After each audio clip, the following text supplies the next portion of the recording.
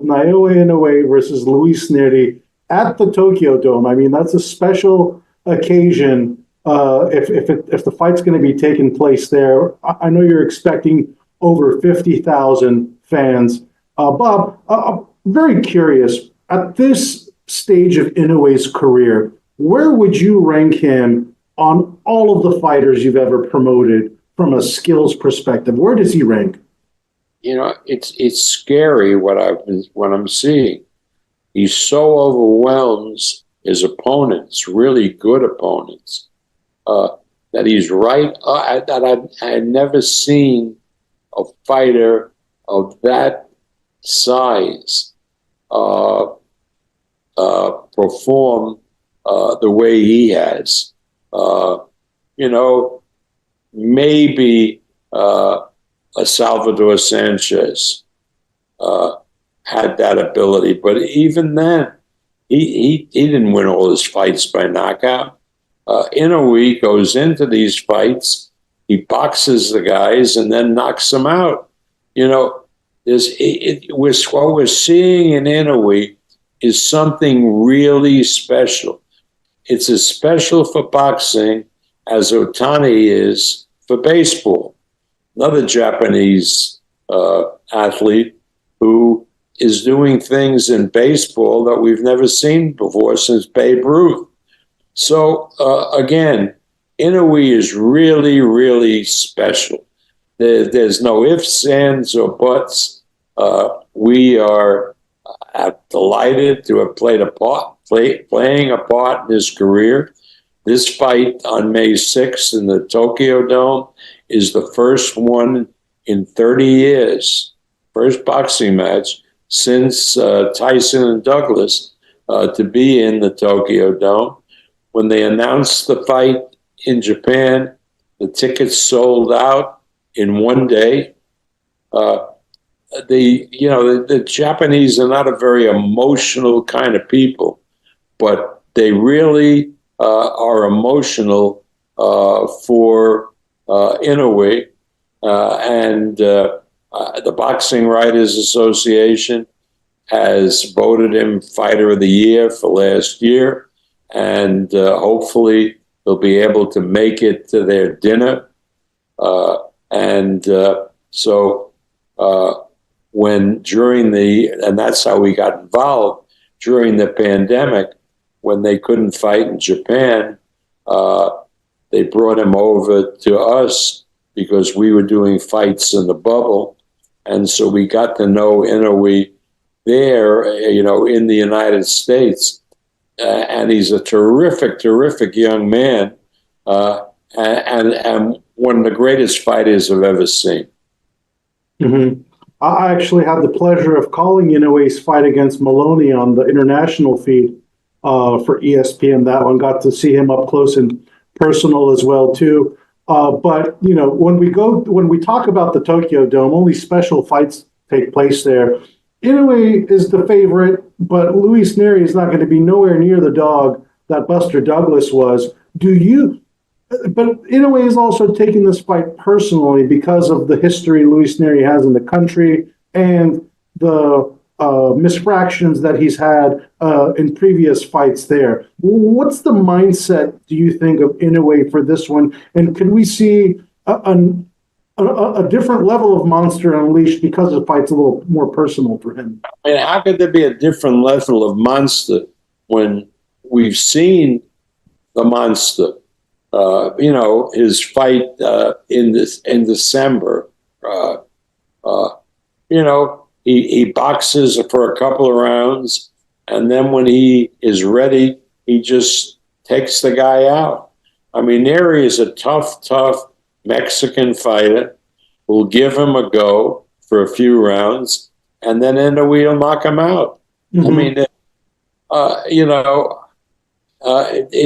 I mean, people here in the United States will be watching that fight on ESPN Plus. Even though it takes place in the early hours of the morning, have a treat in store for them because people live on the West Coast. they get up in the morning and they put on ESPN Plus, and they can watch that fight from the beginning, even though it's already taken place. So again, and ESPN has told us that the audience for an Inoue fight, even though it comes at a crazy hour, is very, very large. So, boxing fans know they are watching something special when they watch Inoue. Mm-hmm. And you have the pieces to the puzzle to kind of keep Inoue progressing down the line. 126 pounds. Is that the plan after the Nery fight, regardless of the decision for him to move to 126? No, that's not the plan. The plan is to keep him at 122 for the rest of the year. Mm-hmm. Then next year to make an assessment if they want him to go to 126. Mm-hmm.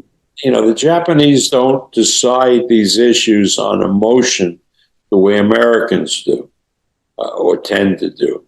Japanese figure it out, they calculate, and so I can't say even that he will go to 126. That decision won't be reached until early next year. Mm-hmm.